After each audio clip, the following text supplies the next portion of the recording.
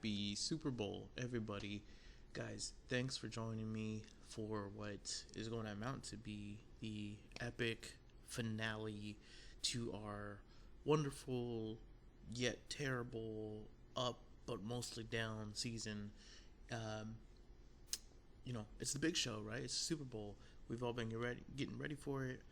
I haven't really been putting out a million videos. I know a lot of other channels out there, especially like the bigger channels, they're giving you like a show every day about the Super Bowl and breaking down like different props and different DFS plays and different wager every day, whatever.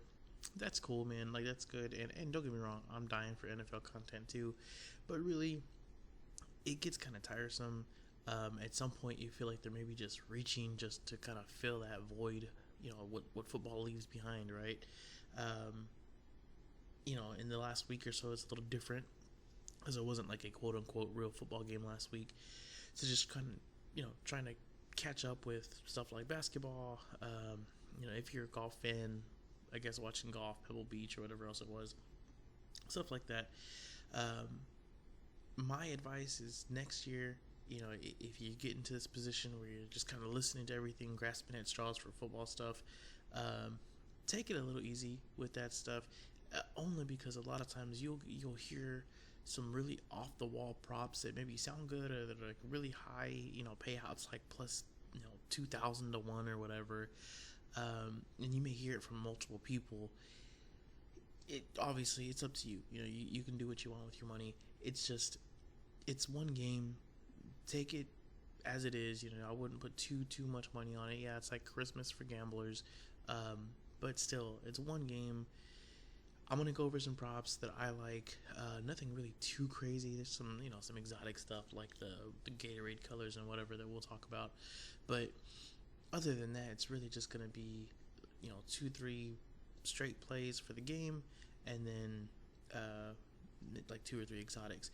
So that all being said, let's get into it. As far as the picks are concerned for this game, I'll try to make it short and sweet, and then we'll kind of talk about, why or what's going to go, how I imagine this going down. And I will tell you, this particular game, right, Super Bowl, almost every year, I can give you stats and data and all that kind of stuff. But in my experience, the Super Bowl is always a little different, right? I mean, it's a different kind of game, different atmosphere, and it's one of those games that you really can't get a good grasp on as far as like just looking at numbers and data and outputs, because both teams are going to do things they wouldn't typically do because it is a Super Bowl. There's nothing else to play for. There's no worries about next week or injuries or whatever else may be coming up. This is truly just a 1 week kind of thing. So it's hard, and I can tell you I've had very little success when sticking to just numbers. So a lot of this is going to be, passing the eyeball test. What do we think the coaches are going to do? Trying to anticipate the adjustments from each team and what the counters are going to be to those adjustments, right? So, long story short, I'm in the bandwagon of the quote unquote professionals or sharps here with the Eagles at -1.5. I will tell you right now, I got money down on the Eagles as soon as this line came out, and it was at like a pick'em. I also got a little bit more of that down at 2.5 because I thought it was going to go to 3. I also at that point teased the Chiefs with the under. So at that time, it was the Chiefs plus 8.5 and under 56.5. I now got my last wager in on the Eagles -1.5. So I have them pretty much as long as it's less than 3, basically have the Eagles. I do have the Chiefs, like I said, tease. It's a smaller play. It's about a quarter unit, the tease, that the Chiefs in the under. And I still kind of like that play, even if you're on the Eagles side like I am, only because my outlook on this game is that it's going to be a low scoring game, and it's going to be most likely a tightly contested game. Maybe not throughout. I could see the Eagles getting out here to like a 17-10, or I'm sorry, 24-10, 17-7 kind of game earlier in the game, and then the Chiefs trying to rally back in that fourth quarter. That's how I would see it. But either way, I think that the end result here is going to be something like a 24-21, 21-17, 24-17, something like that for the Eagles. Maybe coming down to a last drive, right? Like a last minute, Hail Mary from the Chiefs or whatever, trying to get back in this game. But I think that's really what we should be expecting in this game. So I have the Eagles minus the 1.5. I do like the under 51. I know a lot of people tell you not to tease the unders or tease the totals in general. Like I said, and I've been telling you this all year, that's all well and good, but the numbers this year don't reflect that. Typically, the reason you don't tease the totals is because there's not enough key numbers that you're getting through with the teaser. This year, it does show, at least in the middle of the season, as well as the playoffs ahead, which is the two sharpest times in the NFL season for bookmakers, that is. Teasing does work. Teasing, you're looking at about a 77% hit rate from weeks 7 through 13, and then again in the playoffs, 77% hit rate if you are teasing and gathering at least two key numbers. Now, with teases, because you're paying the minus 120, you really still want to be at about 81%. So I'm not going to tell you it's an easy thing. You can't just go out there and pick numbers. But if you have a feeling that the under is going to be there, the time you want to tease is when you think the number is exactly right on, right where it should be. And this number has not really moved very much from the opening. There has been some movement. There were some overs that came in when it was like at 50 and 49.5 and that kind of stuff, but it's kind of settled at 51. 51 is a key number. There is no need to tease at this point because you've got pretty much the two big key numbers already in your pocket there with 47 and 51. And like I said, if this game is going to end up being like a 24-21 game, you still have a little wiggle room there with any field goals or anything like that may come up. So I like the under. I like the Eagles. If you want to play the Chiefs, or if you want to maybe take a hedge on this, you can play Patrick Mahomes MVP, which right now, depending on your book, is anywhere from plus 135 to plus 150. So, like I said, if you are on the side of the Chiefs, I'm personally not, you can do a bigger wager with the Mahomes MVP instead of going with like a Chiefs money line or even the Chiefs plus 1.5, which plus 1.5 isn't really, okay, great. They can lose by a point, which not gonna typically happen. The money line, okay, it's even money, great, I guess. The Mahomes MVP with that team, that the way it's constructed and the way that their health is coming out right now, I do not see any event where the Chiefs win this game and Mahomes doesn't walk away with MVP. Maybe, I think the most compelling argument I've heard is somebody like a Chris Jones on the defensive side of the ball for the Chiefs has a spectacular showing in this like 3-sack, forced fumble, kind of game, and maybe a defensive player gets the MVP, but that's like a 1 in a million kind of shot there, and that's gonna really truly be some high odds. So again, if you like the Chiefs, my advice on how I would play that would be to just take the Mahomes MVP. And because you are getting plus money on it, if you're on the Eagles like I am, you may even want to just throw a couple pennies on that Mahomes MVP just to kind of hedge, because you can put a couple bucks on it and get the plus 150 odds. And who knows, as we get closer to actual kickoff, I do believe most of the money, most of the handle for the Super Bowl actually comes in Sunday morning. So if you do want to do that, I would hold off as long as possible, because as the line grows, and I expect that it will, I can fully see this getting to Eagles minus 2.5 by kickoff. The MVP number for Mahomes is also going to go up. It may go up to something like plus 190, plus 200, and that may be a better way to kind of hedge your bet. So those are the big ones. Now, a lot of that is in line with what your, quote unquote, professional or sharp bettors are saying out there as well. I'm not the only one. The one thing that I do see differently from most of the guys that I've heard and listened to and all that kind of stuff, the touters and prop sellers and all that kind of stuff, is the way that this game breaks down. Most people have this game being a slow starting game because it's a Super Bowl, and I get it. That's usually how it is. The first quarter is a very low scoring game, but it comes alive in the second half, and the Chiefs are rallying to come back in there, or the Eagles are having to pass the ball for the full 4 quarters because they're not playing a fourth stringer quarterback or whatever it is, and that's a lot of the argument out there, and that's why. And to some extent, that's why they think it's going to be an under, right? Because it's going to be such a slow start that second half is basically going to account for all the points. And if you're starting the second half with like a 7-3 kind of score, odds are you're going to still hit the under. The way that I see this, though, is that both of these teams are actually very fast starting teams, and they have been the entire year.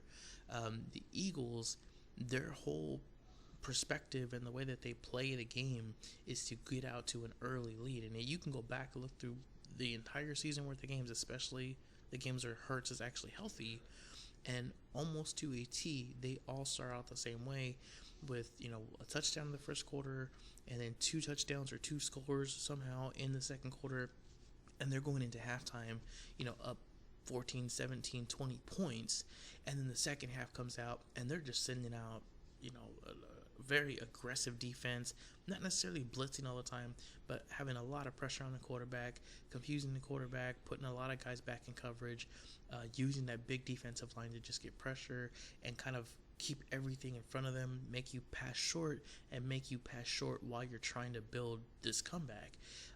Very, very difficult to do. So for the Super Bowl, while I can see the first maybe series or two for, let's say, the first series for each team going a little slow, maybe seeing some mistakes, having some errors, a couple passes getting sailed or hitting the ground or whatever. I get that, but I don't think either one of these teams is going to have huge miscues that cost them the game, or that cost them like super valuable field position in the first half because of nerves. Some of that, yes, is because the Chiefs have been there, because Mahomes has been there, Andy Reid's been there. That team is pretty seasoned. Travis Kelce knows what to do. A lot of those guys know exactly what to do, where to do it, and kind of how to handle the moment. The Eagles, while they are less tenured, the way that they play the game is much more in line with kind of handling those nerves, right? Like they do rely more on their big linemen, offensively and defensively running the ball. Not a lot of deep downfield passing, not a lot of passing in general, honestly, if they don't need to. Not that they can't, not that they don't, all that kind of stuff. It's just saying they do rely on their run game. So I still see this first half going over. And there's a couple different ways that I personally played this. So I have about a half unit on the first half over 24.5. I also still have the Eagles at minus a half point for the first half, also for about a half unit. And a lot of that is exactly what I was saying, just kind of the way I think that this game is going to go. The quote-unquote game script, right, if you want to call it that, is going to be the Eagles, in my opinion, using that line, kind of keeping Hurts within himself, right? Don't let him get crazy. Don't let this moment get to him or the receivers or anything like that. Use your big guys up front. Dominate the offensive line. Dominate the defensive line. Basically rest the game on those guys. That's why you have them there. So using that to move the ball, probably continually score, because the Chiefs are not great at stopping the run.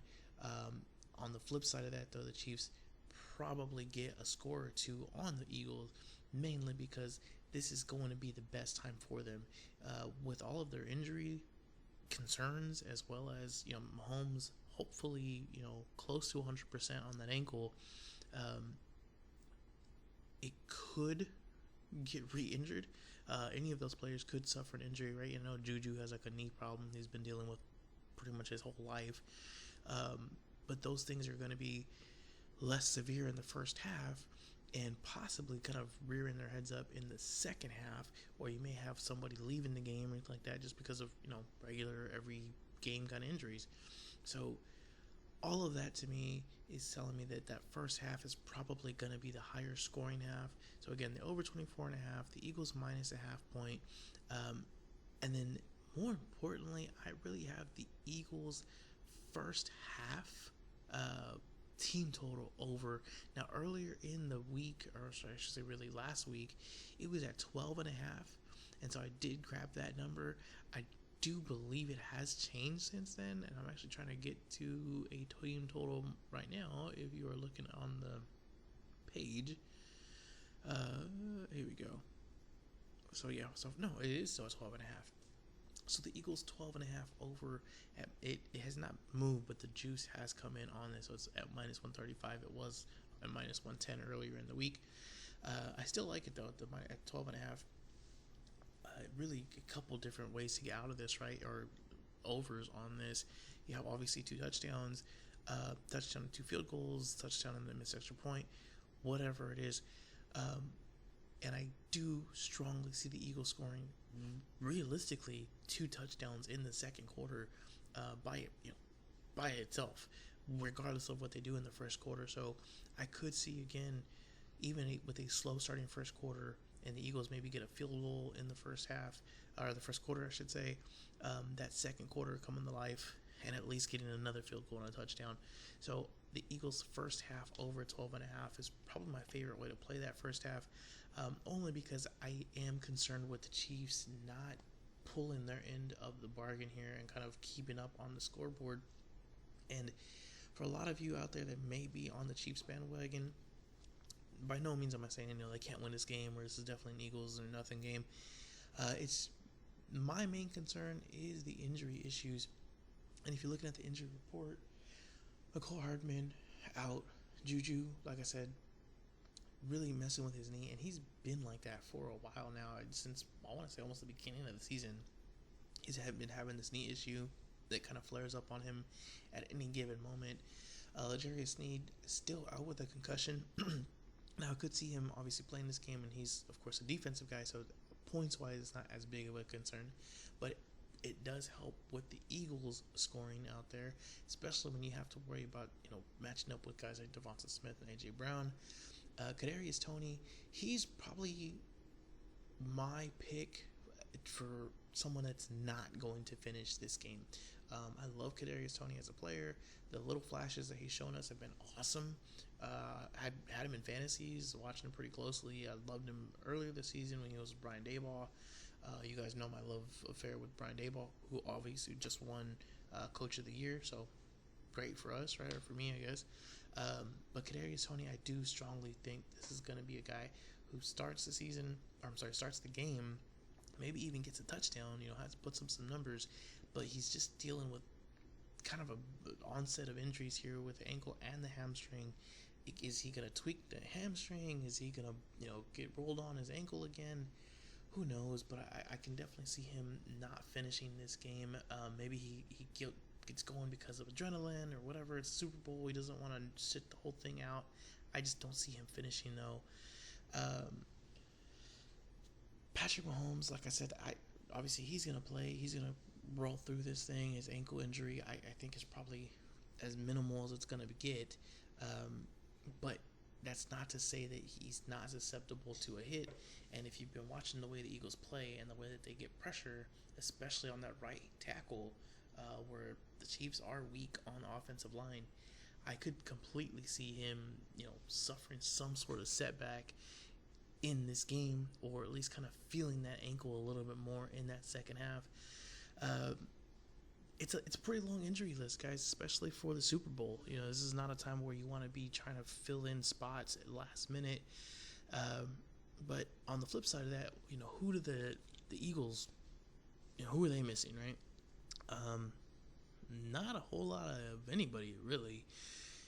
Joe Fortson, Trayshawn Wharton, and Justin Ross. So Wharton's probably the biggest, missing piece here, and he's not really a huge piece that's missing.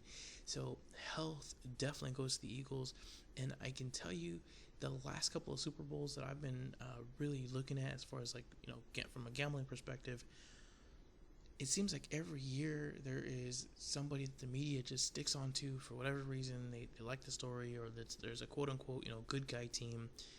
And like in this case, in the last couple of years, aside from last year, it's been pretty much the Chiefs, right? Everybody likes Patrick Mahomes. Everybody likes the team. They want to see them do well. One thing I've noticed this year is there's a pretty big sharp versus square divide, right? If you want to call it that. I hate those terms, but anyways, the guys who are gambling and they've been watching the games all year long, they're pretty much all on the Eagles, almost to a man, right? Everyone's on the Eagles. On the flip side, if you go out and just ask the general public, they are either rooting for or strongly believe the Chiefs are going to win. And when you ask them why, it's because of Patrick Mahomes. Maybe the ones who are a little bit, more of a deep thinker, right? They're going to tell you, oh, well, it's because the Eagles haven't really played anybody. They had the easier schedule, blah, blah, blah. And that's true. They did have an easier schedule. But that doesn't mean they're going to fold just because they're, playing a good team. There were some good teams mixed into, the schedule, whether throughout the season, throughout the playoffs. I get it. They got kind of lucky as far as how or who they played in the playoffs. They still got here. They still earned it. They still played the teams.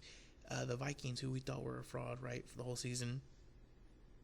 The Eagles are probably the first team to expose that fraud throughout the season. In the regular season, I still vividly remember that game where the Eagles just ran all over them and did whatever the hell they wanted to do because their offensive and defensive lines are just so dominant. While you can say that, yes, the Chiefs had a harder, schedule, they got here taking the much harder route, they're still more banged up. On paper, they're not as good outside of the quarterback position. And the quarterback that they have, obviously, is still suffering from an ankle injury. So there's just not a lot pointing there. The only other thing you can really point to, other than, well, just like Patrick Mahomes, and I think he's the best player in this game, is Andy Reid, who has a great, track record with coming off of bye weeks and things like that.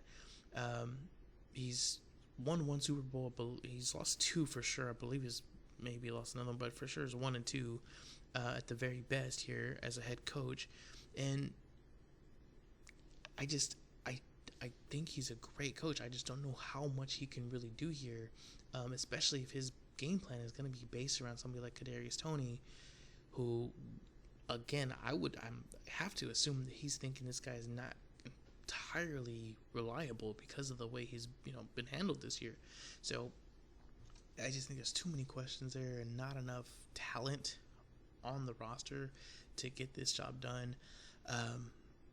Like I said, it can still go either way. Obviously, it's still a game. It's why you play it on paper. But this is why you'll see pretty much every single play I'm making this week is going to be heavy on the Eagles, and with just maybe a slight hedge, kind of using, like I said, those variables like MVP voting and things like that to kind of hedge out of some of these with bigger paydays, right? So you obviously smaller hedge bet, but a bigger payout. So those are the main plays, guys. Aside from that, though, if we look at a few of the prop bets here, right? One of my favorites as far as the prop bets are concerned is going to be the first, or the kickoff, I should say, to be a touchback. And my wager on that one is a no. It's not going to be a touchback. And the reason for that, some of you may have heard this last year, especially if you were listening to this channel at that point, but the ball that they use for the initial kickoff is a heavier ball, which doesn't make a huge difference. Maybe, maybe not. I'm not a professional kicker, so I wouldn't know. Just taking a shot in the dark here, but I do know for sure that it's heavier, which can only obviously slow it down or make a shorter kick.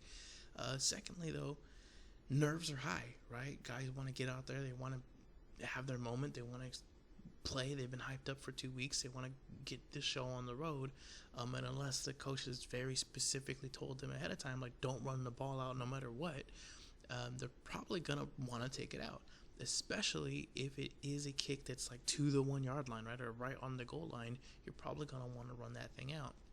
So a lot of factors here pointing towards no, it's not going to be a touchback. And it is at plus odds. It's at plus 115. So you're getting plus money on that one. Now, aside from that, like I said earlier in the video, I do want to look at the Gatorade colors, and this is going to be one of my more exotic plays, right? Quote unquote exotic. This is really, to me, just comes down to what team are you rooting for? What team are you pulling for? All year long, the Chiefs have been using orange Gatorade. I think that's one of those things where Patrick Mahomes says, I like orange Gatorade, and the equipment manager gets orange Gatorade. I don't think that's going to change. There's no reason to assume that that's changing. So if you like the Chiefs, take orange at plus 250. If you like the Eagles, same thing. They've all year been using that like lime green color Gatorade. Also, again, plus money, so plus 165. You could honestly bet both of those. Not to say that it couldn't possibly be blue, but it's a pretty strong, trend here that we've been looking at. And I've just been pulling up like anecdotal information, right? Just kind of looking back at some highlights and things, and winning games, even like in the playoffs. It's always either orange or lime green for the Eagles. So both of those, I'm personally obviously taking the lime green yellow plus 165. Maybe if the number goes up any, I might take some on the orange, but I'm not too keen on it. So those are two of the prop plays. I guess two of the higher paying ones, right? I do like the under on the national anthem. Not a huge deal for me. If you can lay a couple pennies on it, do it. But it's the under. It started off at 205. It's been bet up to 207. I think at one point it had touched 209. And it started to come back down a little bit, so it has been taking some under money, but it's still giving you plus money, and it's still at 207. The last time they had a country singer, it came in right at 205. So still like the 207, especially again with the plus money. Those are some of the, like I said, exotic plays. The ones that I like that are more like player oriented, right, is gonna be like the first pass kind of stuff. So take a look and see if I can find it. There we go. Finally found him. Okay. So I'm betting this both ways. Both quarterbacks have a incompletion on the first pass, right? So Mahomes plays out plus 200. Hurts plays out plus 175. So if you were to do, like, let's say $10 on each one, as long as one of them throws an incompletion to start the game, you're in the money. Realistically, I gotta say it, at least one of them has an incompletion on their first pass. Going back to the same reason I was talking about earlier, very easy for just kind of nerves to get the better of you. Defense is hyped up too. They make a play, they get in the backfield, somebody bats the ball down, whatever. So either way, like I said, all you need is one of them to have an incompletion on their first pass, and you're in the plus money here. If both of them hit it, or don't hit their pass, I should say, obviously even better, right? And you usually have a bigger payday, but I like those, and I like playing them both ways, just kind of a system play. Speaking of that, and not trying to rely too much on the quarterbacks right out of the gate, I do like the first offensive play to not be a pass. Now this is juiced up, so it's going to be minus 143, at least on Bovada. I think you can find it probably at minus 135, a couple other spots, but just kind of look around depending on where your book is, right? Same exact reasoning. A lot of guys are hyped up. They're crazy. They've been thinking about this game for 2 weeks. So some of these guys are rookies and whatever else. So you really just want to kind of ease into it. The script on both of these, both sides of the ball, I'm assuming, are going to be kind of slow to start off with. And most Super Bowls don't start off with fireworks, right? It starts off with like, hey, let's just try to get the first down. Kind of get everybody into the easy flow of the game, and you don't really see the game like truly come to life until like the third series, right? For whatever team it may be that gets the ball the third time, unless something happens, right? Unless somebody breaks off a big one in like this first and second series. So the first offensive play to be a run basically is at minus 143. And again, along the lines of that same reasoning and that same thought process, is the first drive result to end up with a punt. A lot of these, I really do think, again, just going to be a slower paced start to the game, just like it is every single Super Bowl. Just kind of let everybody get into the groove. Don't make any mistakes. I think both coaches here, and most coaches for that matter, when the stakes are this high and when you know your team has nerves and they're jittery and all stuff, you don't want to put yourself in a hole to begin the game. A lot of times they want to, let's just kind of feel it out. It's like boxers, right? They come out, they're just going to kind of jab around for a little bit, get a feel for each other. They don't want to go out there and take a big hit, throw an interception, have a pick six right off the bat. So I do think whoever gets the ball, gets the ball, I guess loses the coin toss, is probably going to end up punting in that first drive. So at minus 113, good odds. It's not super juiced or anything like that. Some places I know are juicing this one up. It's like at minus 125. Again, that's why I'm using Bovada for a lot of these. It's probably the most square book out there, which typically is a bad thing, right? But this time of year, not terrible at all, because there's so many square bettors coming out here. It opens up a lot of value for us. And a lot of times these guys, people who have not been betting all year, people who are just kind of tuning in because it's Super Bowl, or maybe they're putting money on it for the first time because they think it's, going to give them a rooting interest or whatever. That's totally fine. But typically they're going to be betting on points and completions and overs and all that kind of stuff. Just do the opposite, and the square books are kind of where you want to be this week. So those are 4 of the props that I'm taking. There's really one last play that I would like to get on, and I'd be completely honest with you. I have just a few pennies on it right now, but it's essentially just going to be Jalen Hurts for an anytime touchdown. And this is one of those things where I know a lot of the public is on Travis Kelce for an anytime touchdown, and that's great. It's probably gonna hit at some point. The thing is, again, just like every other week, right? We don't, or at least I don't, want to be on the same side as everybody else, and that number has been so juiced already. Travis Kelce is at minus 150 for an anytime touchdown. Jalen Hurts is at minus 126. So, again, not exactly plus money. The Miles Sanders is not bad either at the plus 100. The reason I'm not really looking to the receivers here too much is mainly because Jalen Hurts has sort of been dealing with a shoulder injury, and there is a possibility he needs a surgery at the end of the season or after the Super Bowl here. Not to say that's going to stop him, and not to say that that's at least it's not concerning for me. He's been able to play with it. He played fine with it, in the 2 weeks in the playoffs, and he should, theoretically be even better by the time Super Bowl gets here, just like Mahomes and his ankle. The reason I'm thinking he will run, though, and the reason I'm thinking that he will score at some point is that there are just too many avenues for him to get in here, whether it's, broken play and he scrambles, it's a draw play, it's a keeper, it's an RPO, it's a QB sneak from the 1. There's just too many outlets here, and he is the preferred running back when they get inside the 5, right, or even inside the 10 for sometimes. And he always has the possibility, like I said, of just getting a scramble play, breaking one, and getting into the end zone. At the minus 126, it is, like I said, a little juiced, but it's not terrible. Like I said, I usually don't really like to go above 135, so it's still within, within range there for me. And that's the last one, guys. Like I said, a lot of these, as you could tell, are me thinking that the Eagles are going to come out here. They're going to establish the line on both sides of the ball.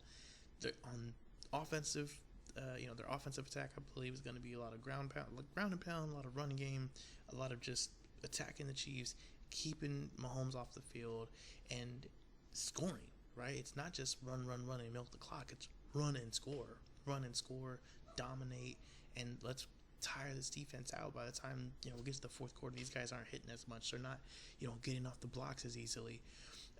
Kind of vary up your running backs, vary up your blocking schemes, and all that kind of stuff. And Jalen Hurts can still pass, so you can still kind of, use these deep downfield threats like a Devonta Smith to take those guys off the line if they start, crowding in too much. Keep them a little honest. The Chiefs, I don't think really have that. They don't have the offensive line to run as effectively as effectively as they'd like to against this Eagles team.